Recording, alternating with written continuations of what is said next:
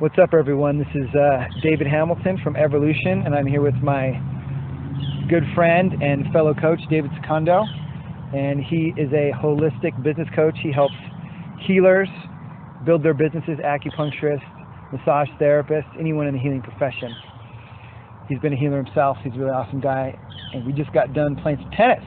Yeah. In fact. Yeah, what's up? And so that's David. And we always talk about business and life and everything on the tennis court. It takes us probably 20 minutes to get started playing tennis. Yeah. We have so much to talk about.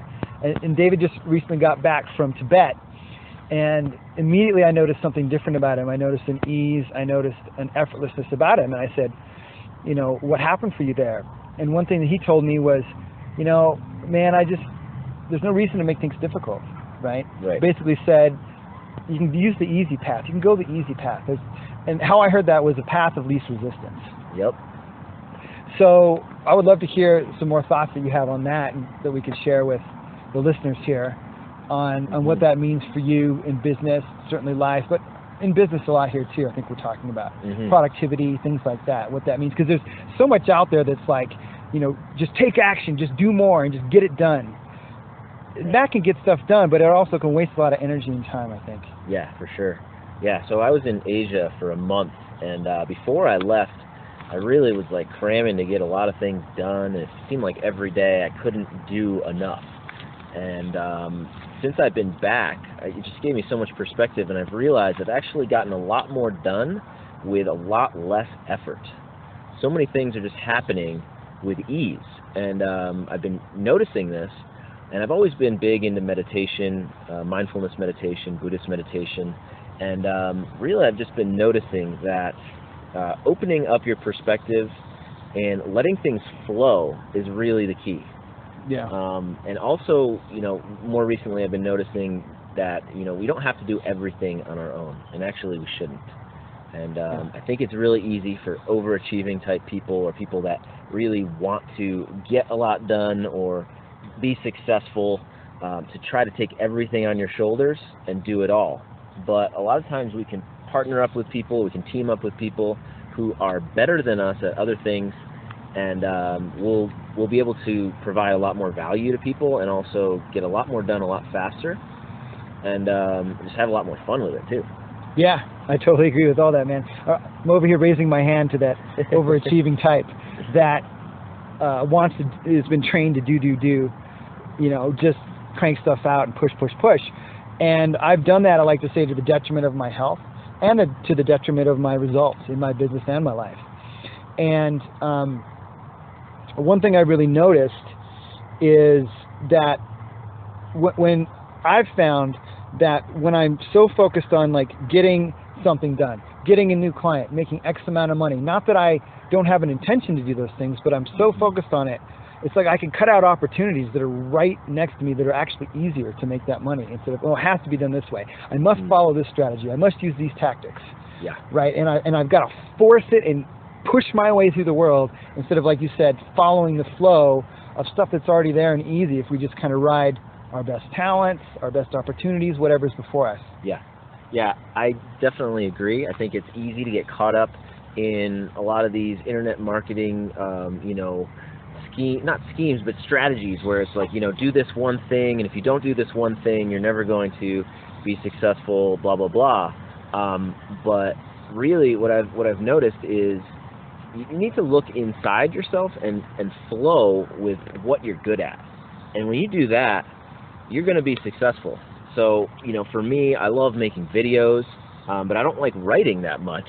So, writing blogs is not one of my favorite things. So what I do is I make videos, and then I just post them up, and it's just a lot easier for me, and I'm putting out good content and getting it out to my people.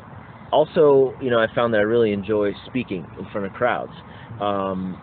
And that's just something that I enjoy doing, and it puts me in front of a lot of people, and it's a lot of fun.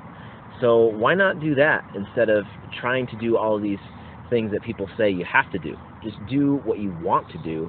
Then everything that you do is easy. Everything that you do is fun, and you'll be sure to never, procrastinate. You'll be sure to never not want to do something because it's always something fun and that you want to do. Yeah.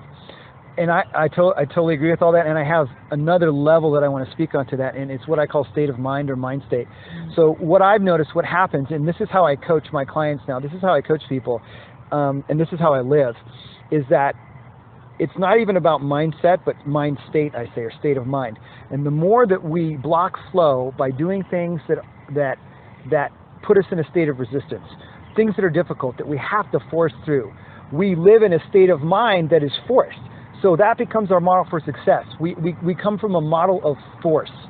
And when we follow the flow and we stay with that, we stay relaxed, we stay open, we stay in clarity more, we're more creative. I mean, there's plenty of neuroscience and studies that say the more relaxed we are, the easier it is for us to perform better. It's not about overcoming a challenge. And if we look at top performers, this is shown time and time again. So by doing that fun thing, by following that, and we're not talking about fucking off and playing on Facebook all day, right? We're doing something that you're inspired to do, that gives value to the world, that serves, this kind of thing, that when we're in that mind state, it becomes like easy because we know to follow that state of mind rather than follow the specific action. And from that state of mind, the action flows, which brings the easier success. Look, you can do success the hard way. You can do success the difficult way. People are successful pushing and forcing. But it seems like eventually people get tired, they get worn out, they get burnout. And by doing what we love to do more naturally, or maybe learn something that we're really inspired to do if we don't know how to do it that well, that's viable too. It fosters a state of mind that keeps us in that flow. Right. Does that make sense? Right. Does that make sense to you guys? I don't know. I hope it did come across.